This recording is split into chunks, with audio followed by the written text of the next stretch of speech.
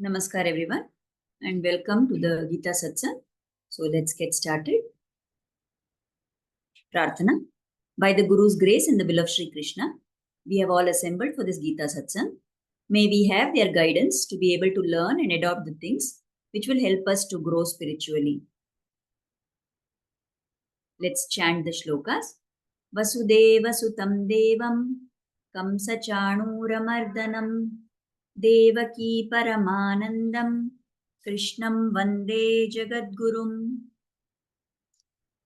Krishnaya Vasudevaya Haraye Paramatmane Pranatah Kleshanashaya Govindaya Namo Namaha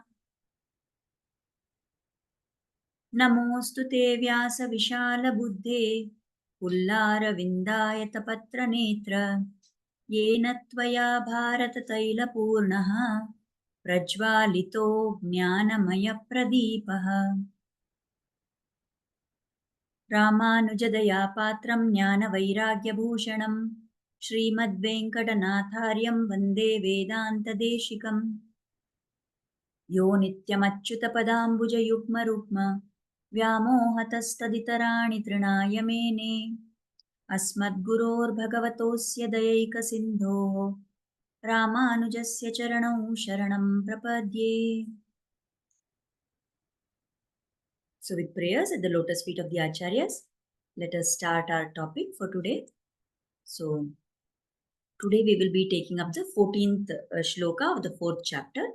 Last time we had stopped with the 13th shloka. So in that we saw how Krishna talked about creating the Varna system. He said, Chatur Varnyam Maya Srishtyam. I have created the 4 Varnas and like that based on Guna and Karma and so on. So today we are going to take this 14th shloka. So now in the next shloka, Krishna is explaining something to Arjuna. Now why he is telling this, we will come to know when we see the explanation. So in the 14th shloka, Lord Krishna says, Namam karmani limpanti, name karma phale sprha, iti mam yo bhijanati, karma bhirna sabadhyate. Activities do not taint me. Taint means to leave a mark, to have a, to cause a black mark kind of. So activities do not taint me. Means I am not affected by karma, by any activities. Nor do I desire the fruits of action. One who knows me in this way is never bound by the karmic reactions of the karma that he does. So here Krishna is telling two things. First, he is mentioning that whatever karma I perform. Now, for us, when we do some karma, when we do some particular action, we are affected, we are tainted by the effects of that karma, isn't it? Because if we do something good, we have punya which comes to us. If we do something bad, there is papa which comes to us. Now, if we want to go to moksha, we need to get away from both the punya as well as the papa. So, for us, when we perform actions, our activities, they have the effect of having some taint on us. But for Krishna, nothing like this happens. When we do certain actions, we are doing it because we have desire for some particular outcome. We have desire for some fruit of that action. But for Krishna, he is doing it because it has to be done and not because he wants some particular thing to be done. So if we understand this aspect of the Lord, if we understand this secret of how the Lord is different from us, what is Krishna's nature, in this manner, if we understand, then whatever we do, we will do with the right spirit, and then we will also not get bound by the karma, by the reactions which come from the karma that we are performing. Now, in the Bhagavatam, in the 10th canto of the Bhagavatam, the 33rd Adhyaya, the 35th Shloka, there is a Shloka there. This 35th Shloka explains this thing. And there it talks about how performing material activities never taints the devotees of God who are fully satisfied in serving the dust of his lotus feet. So devotees of God, the bhaktas of God, they are completely satisfied by what? They have only one desire in their life, that they should serve the lotus feet of the Lord. And they will only want to have his dust on their head. That's all is their desire. So such people don't get affected by whatever karma they perform. So if you don't want to have any karmic reaction, then this is what we should become. We should become such devotees who have no other desire in our life than to serve the lotus feet of the Lord. Similarly, if there are the sages, the wise sages, they also have freed themselves from the bondage of fruitive reactions by the power of yoga. So they are so much in union with the Lord, these wise sages. So they also don't get tainted by the activities that they perform. Why? Because they don't want any particular outcome. They have no desire for any fruit. Now, what is the difference here which is being explained between the bhaktas and the rishis? The bhaktas they have a desire for serving the lotus feet of the Lord, nothing else but that. So they don't have other desires. The wise sages, they have absolutely no desires at all. Why? Because they have the power of the yoga. They are doing whatever tapascharya that they are doing, and by that tapas, they have freed themselves from this expectation of a result for the actions that they are performing. So if the devotees of the Lord don't get affected by karma, the sages who are free from bondage because they have yoga bala, who is giving them that yoga bala? The Lord alone. So the rishis, the munis who are associated with the Lord, the devotees who are associated with the Lord, when these two categories of people are themselves not getting into bondage, into bandhana because of these particular attitudes, then the Lord himself, where is the question of him getting bound, isn't it? So, if the Lord is taking avatara also, why he has taken it? Because of his own sweet will. We have seen before in previous satsangs, we have talked about how the Lord is a swatantra. He is not paratantra. We are paratantra. We are dependent on the Lord. But the Lord is swatantra. So, by his own will, by his sankalpa, he is taking avatara. Although he takes avatara, he does certain things in those avatars, but they don't bind him because he is beyond all that. So he is beyond karma, right? Now, I said before that why Krishna is telling this shloka here. You remember we said in the previous shloka, he talked about how he created the Chaturvarnya and all that. So somewhere we may get a wrong idea, that the Lord created. So because he created, he is involved in that with some attachment there. What happens to us in worldly matters when we are doing some creation? If, let us say, I have made this PowerPoint presentation, let us say I am conducting this satsang. What happens? Without my knowledge, I take ownership of it. And I say, I did this, I did that. Correct? So, what happens? I am very much involved with that. And if I have done it with the thought that, oh, I want to make a good presentation so that people will praise me, then what happens? I am bound because my attitude has not been correct. If I say I want to make a good presentation because it will please the Lord, then it will become karma yoga. If I say I want to make a good presentation so that people are able to understand nicely about Krishna, then it will become karma yoga. But suppose I only make a presentation because, okay, I want to be perfectly done. I want the fonts to be correct. I want everyone to say, oh, see, she's made a nice presentation. Then what happens? I did the presentation. I made the presentation for the satsang only, but still it will only be a karma because my intent in doing that is not proper. Now, what happens when I do something?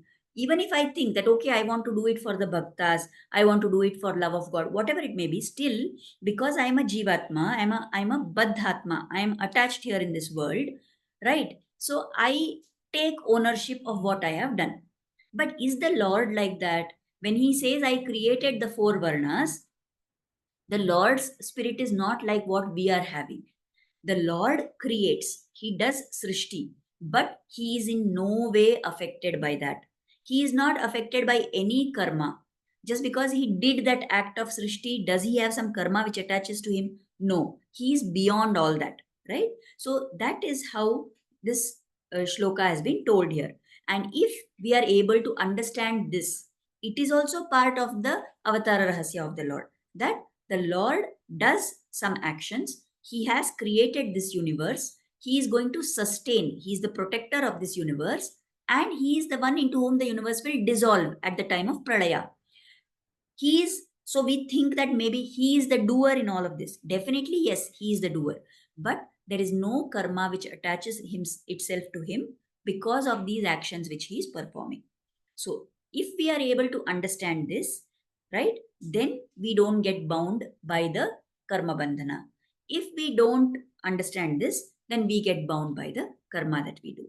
So when we have something to be done, we should do it with this knowledge that all this karma and everything is for us, but it is not for the Lord. He has created the universe, but he is not directly involved in the effects. And that is why later somewhere also the Lord will tell that name dveshyosi napriya. I don't have anybody whom I hate. I don't have anybody whom I love. Like I'm not partial to anybody. Of course, we will also come to the point where we understand that although the Lord is saying this, definitely he is in favor of his devotees. Right now, if he says that a bhakta is also same to me, and an asura who is acting against my guidelines is also same to me, then there is no logic in that, isn't it? Then it is unfair. Of course, the Lord will have a special favor for those who are his bhaktas. But why is that? What happens there? Or why does he appear to have, dislike for people who are asuric in tendency? Because those people are troubling his bhaktas, right? So the Lord does everything, but he is not having liking, dislike. I like this, I don't like this. I want this, I don't want this. I am doing this, I am not doing this. And there is nothing which can attach itself to him. Now, when we, same way, like to understand, when we talk of Krishna Leelas, now, when Krishna stole butter, we are all laughing and enjoying that Leela of the Lord, isn't it? In our life, if somebody is a robber, then we condemn that person. Why? Because this person is doing with another intention. And why is the Krishna doing? Why is Krishna doing that? It is his Leela. He is doing it for the joy of his devotees. Right? So, like that, we cannot equate our actions with the actions of the Lord. We do actions, we are bound by karma. We get involved with the effects of karma. But that does not happen to the Lord. And we must understand this to be able to understand the special stature of the Lord. Okay. So now we will move on to, like, okay, further the acharyas give more explanation for this. Now, how we are telling that he is doing, but he is not affected by it, or he is not involved in it, right? This was the last sentence that I said. The Lord does srishti, but he is not directly involved in that srishti and in the effects of karma. So how do we understand this? This is what the Vyakhyatas explain here. So, like, if you have to grow a particular crop, when I have to grow the crop, the soil is there. Now, that soil is common. Whether I plant a cotton plant there, I put a mango plant, I want to plant mangoes there, or I'm growing vegetables there, right? The soil is common for everything. Now, that soil is what is called as Samanya Karana. And there is some other factor which decides what kind of a plant is going to grow there. That is called as the Vishesha Karana. Now, suppose I am a farmer, and let us say I have 1 acre of land, and in that half an acre I am planting mango trees, and in half an acre I am planting, let us say, coconut trees.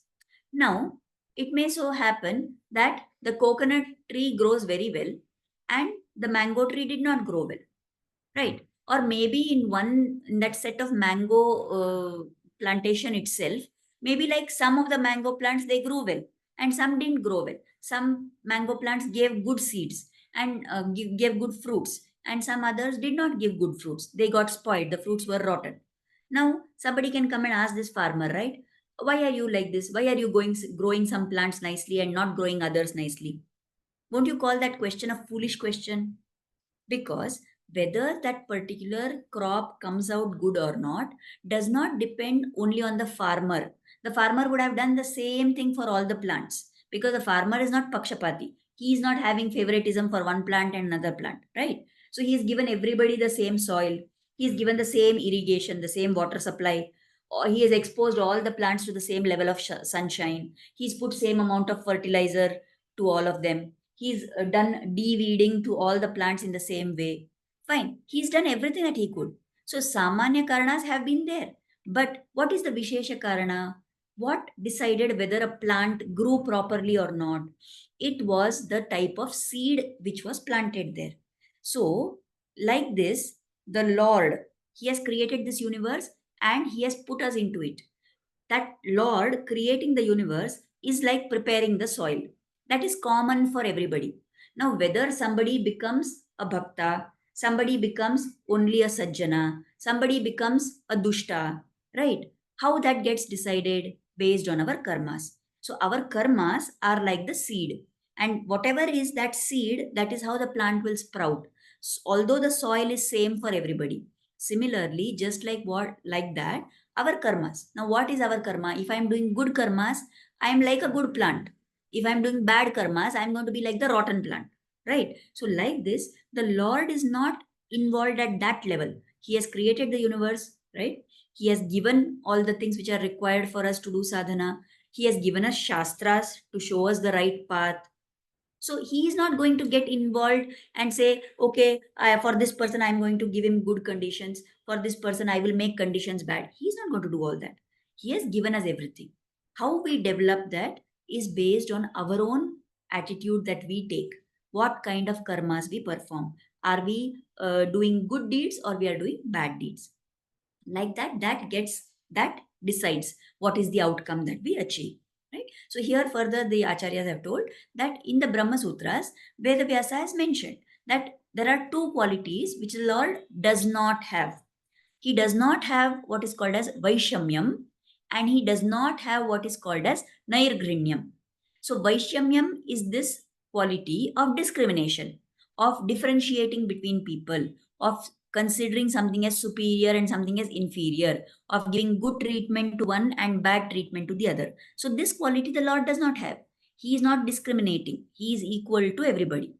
The other quality is Nairgrinyam, lack of karuna or compassion. The Lord does not have this also. He has karuna. He doesn't have lack of karuna. Lack of karuna means what? Not having karuna. Does he have that quality that he doesn't have karuna on us? Definitely not. He has so much karuna on us. So the Lord does not have these two qualities. So we cannot say that if I am not doing sadhana in my life, I cannot say, oh, the Lord is discriminating against me. He didn't give me a good condition that I could do sadhana, right? Or I can't say, oh, the Lord is not having compassion on me. That is why I'm not able to do sadhana. I cannot complain like that. So the Lord does not have these two qualities. Whatever happens in our sadhana, in our life, it is solely because of our own karma. So now if we go on telling somebody that whatever you are doing, it is because of your karma, it is because of your karma, it is because of your karma, then there is a chance that somewhere that person starts thinking that, okay, I am Swatantra. I am independent and only what I do will, only my karma will affect my outcome. So does it mean like that? That is not completely true either. I have been given the Shastras so that I follow them and I do karma in the proper way. I have to listen to what the Shastras are telling and I have to follow the correct thing. Despite having the Shastras, if I still do the wrong thing, then it is solely my responsibility, isn't it? Now, I may think that, okay, I have been doing sadhana, I've been trying as much as possible to follow Shastra, I've been trying to do all this, and still so many times it feels like as if, all my papa karma is taking its toll on me. I'm having only wrong things happening to me. I'm having bad things happening to me. I'm having events which are not conducive to me, right? And then what will I do now if I feel like that? Then sometimes we may feel that why the Lord is troubling me like this? Why he is not able to get rid of my karma? Can't he do that for me? Definitely the Lord can do it. But when he will do it? Only when I completely surrender to him. If I think that I am going to be managing my problems, if I think that, okay, I alone will be doing, right? Then at that point of time, it's very difficult. Only when I completely surrender to the Lord, then He will come to my rescue. We have seen this in so many instances, isn't it? In case of Gajendra, we saw. In case of Draupadi, we have seen. Correct. So when there is complete surrender, then the Lord will definitely take my side and He will get rid of my karma. But I should do so much of Sharanagati to Him. Just there's a interesting analogy which was given today by somebody. I was listening to this lecture by somebody from ISKCON, and there, I am sorry, I forgot that Prabhuji's name. he was explaining very nicely. He told that how in sadhana, when we start out, right, we are like soldiers. We say, yes, I want to do sadhana. I want to fight against all the wrong things in my life. I want to fight against my negative tendencies. I want to overcome the effects of Maya. I want to be away from this worldly thing. I want to engage my senses completely in the Lord, right? So when we start off with all that enthusiasm, I want to be chanting the Lord's name. So I say that, okay, I'm going to destroy Maya. I'm going to, destroy and overcome all my negative traits and qualities. And I'm like a soldier. So what does a soldier do? A soldier fights with lot of enthusiasm. So we are like that. But as we go further and further in our sadhana, what happens? Somewhere this samsara starts pressing down on us. How much ever we try, we may not always succeed. Fine, today I may have succeeded. That, okay, I wanted to do chanting and there was some other pleasurable activity, but I put aside that pleasurable activity and I did my chanting. Okay, I did this today. But tomorrow what will happen? Samsara is still very strong because we are still Baddha Jivas. So samsara will come back and attack us again. Right? Then what it will say? Then what will happen? Somewhere I will give in. Somewhere that desire will seep in. So I will not stay, dedicated to my sadhana. I will slip up at sometimes. So my soldier attitude doesn't always give me results. So when that soldier attitude starts failing, when I find that I alone am not able to battle against Maya, what should I do then? I should become a beggar. Now, in normal life, nobody wants to be a beggar, right? We say, I whatever is due to me, I will get it. I don't want to beg anybody for anything. I don't want to go and request anyone for anything.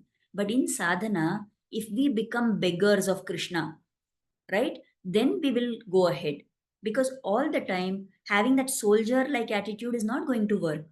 Because the effect of this samsara is very strong. So we will not always succeed by saying, I will attack on my own because I'm not really capable of it.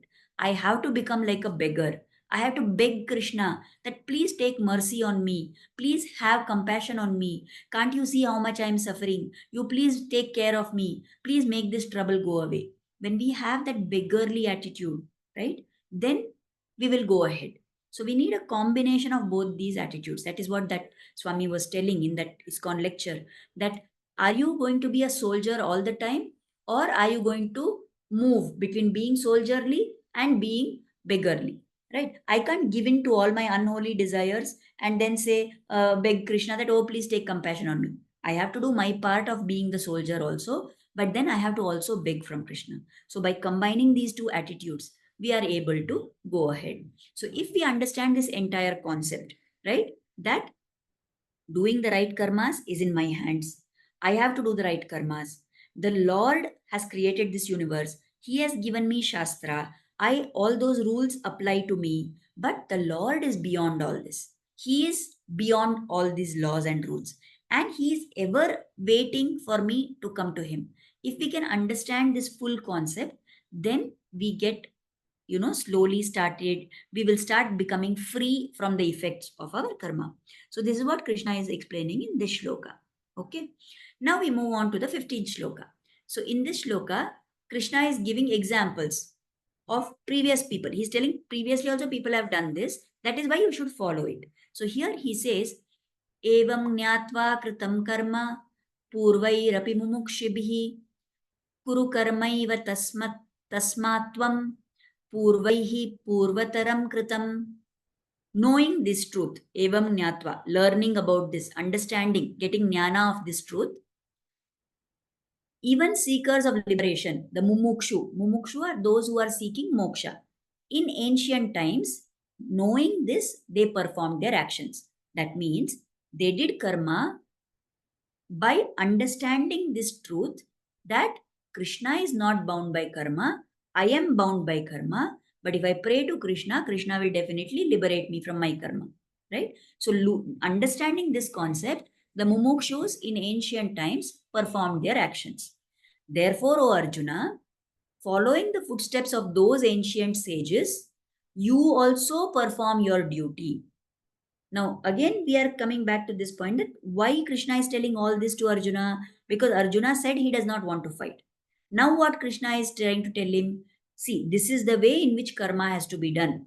And why now he is telling even the mumukshus in ancient times have done like this only. And they have got liberated by that.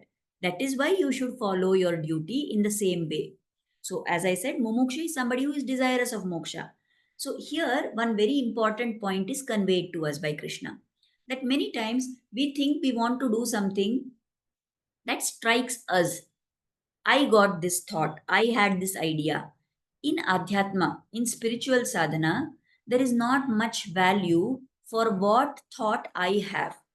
Rather, what is going to get me the blessings of the Lord, what is going to please the Lord, is following in the footsteps of what our elders have told us. The concept of Shishtachara, what has been laid down as Achara by our elders, by our gurus in the Guru Parampara, the Purvacharyas, what they have told us. When we follow that and we do, that is more important than having our own thoughts. First we must learn to obey blindly whatever the guru has told us. That is important because then we will have what is called as manolaya and buddhi laya. Laya means dissolving of the mind, dissolving of the intellect has to happen, because our sense of identity and our aham bhava, our ego, comes from this. I think like this, I feel like this is what I have analyzed. There's a lot of ego attached to that. So we must learn to give up that and just follow blindly whatever our acharyas have told, whatever the elders have told, right, without questioning. Now, once we go through that repeatedly, at some point of time, our acceptance to listen fructifies and we become efficient in obeying the orders of the Guru, in doing what is called as Guru Agnya Palan. So, when we get to that stage, then the Guru may sometimes empower us to use our buddhi, to use our intellect in coming out with ideas of how to do that same sadhana in a better way. So, but to get to that stage, you should have gone through the laya stage first. You have to first destroy your ego attached to the buddhi and intellect. And then, if the guru so wishes, they will give you that, ability to be able to use your intellect to do that same sadhana in a better way. So, in sadhana, we have no value for our own thoughts. It is important to follow what our elders have told. That is why here Krishna is telling Arjuna, he is trying to convince him by saying, I have told, see, in the beginning of this chapter, what he told, I have told all this to Vivaswan, Manu, and everybody. Now, then he told all these concepts. And now again, he is trying to emphasize that this is how your elders have always approached this topic. So you also do that and you perform your duty. Whoever were the ancestors of Arjuna, they performed their actions based on what was their duty as a Kshatriya. So, hey Arjuna, you also perform your duty. So, for Arjuna, the duty is to fight in the Yuddha. What about us? Are we fighting any Yuddha like Arjuna? No. What is it that we are doing? We have to fulfill our responsibilities in our life. We have to do whatever we are doing as our Adhyatmic sadhana. So we should take this in that angle, that whatever I am doing, whatever is my duty in this life, I have to do that in keeping with what my acharyas, what the elders have told. And when we follow what elders have told, then we get ahead in our sadhana. So this is what is the learning that we have to take here. Now in the 16th shloka, Krishna is going to move further now. He's going to try and explain what he's going to explain further, because now he has been telling about karma, right? So he has to qualify that and say what is this meaning of karma and action. So in the 16th shloka, Krishna is telling Arjuna, kim karma kim akarmeti कवयोप्यत्र मोहिताः तत्ते कर्म प्रविक्ष्यामि यज्ञात्वा मोक्ष्यसे शुभात्. What is action? What is karma? And what is akarma? What is inaction? Even the wise get confused in deciding about this. Now, Arjuna, I shall explain to you the secret of karma, the secret of action, by knowing which you may free yourself from material bondage. So here Krishna is saying that it is important to understand the difference between karma and akarma. But understanding that difference is not so easy. It is very difficult, and it's so difficult that even the kavis here refers to pandits or to scholars, even those great scholars are confused by it. So Krishna is saying, I will explain to you what is the secret of performing action in this way. Now here, as per Swami Ramanujacharya's understanding or explanation of this, when he says akarma, now when we say karma, we mean action, and we say akarma, we mean inaction. So in a way, we think inaction, akarma, means not doing karma. But beyond that, what is the meaning of this not doing karma? It means jnana. Because you remember when we saw in the second and third chapters, there were two paths which were explained, which appear to be different from each other. One is the path of doing actions by staying in this samsara, that is karma, and the other is the path of not doing action but to take sannyasa and go into the forest and to do dhyana on the Lord, which is the path of jnana, right? So again here Ramanujacharya is telling that karma is performing actions. Akarma is not only not performing actions. So when somebody does not perform action, does it mean that they are simply sitting quietly doing nothing? No, it means that they are following the path of Jnana Yoga, in which they are trying to use knowledge to get out of the bandhana of this samsara. So, Jnana means not mere blind karma.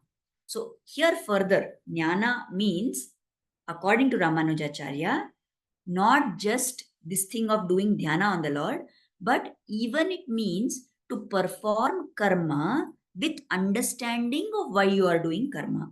So that we will see when it comes later. So let's not go too much into detail because still Krishna has not yet explained. He is going to explain in the further shlokas, which we will see in the next satsang. But for now, we can understand that this differentiating between karma and akarma is very difficult. So Krishna is going to explain to us, as he has told to Arjuna, what is the secret of karma? How you can know this difference between karma and akarma, and when you know the difference, you will be able to follow the correct thing. And when you follow that correct thing, you will become free from this material bondage. So that is what Krishna has explained to Arjuna in the 16th shloka.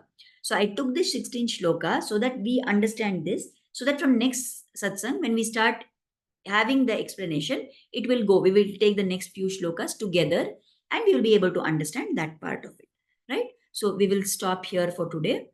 What is the message now that we have to do? What is the message for us? When we are doing any karma, we must do it with the understanding of why we are doing it. That makes the karma into karma yoga. We must understand that we are different from the Lord. The Lord is not bound by any karma, but we are bound by karma. That is why it is even more important for us to understand that we are doing karma to please the Lord, so that we don't get bound up into that karma. Now, here again, the Vyakyatas have given an example. Like suppose somebody is going for a pilgrimage or a Tirth Yatra. There can be different reasons why people are going for pilgrimage, isn't it? Some people go for pilgrimage because everybody is going. All people of these older age group especially, everybody else is going. My relatives are going, my parents are going, or my friends are going. So I will go. That can be one reason. Some people may go for pilgrimage because, oh, I'm fed up of this mechanical life and every day the same old things and all that. I will go and, it will be a change for me. They can go like that. There are some people who may think that, oh, it is like, part of our duty. We are supposed to go as grihasthas. We should go for Tirtha Yatra. And okay, we will go because that's the norm. It is supposed to be done when you grow old. Like that, they may go.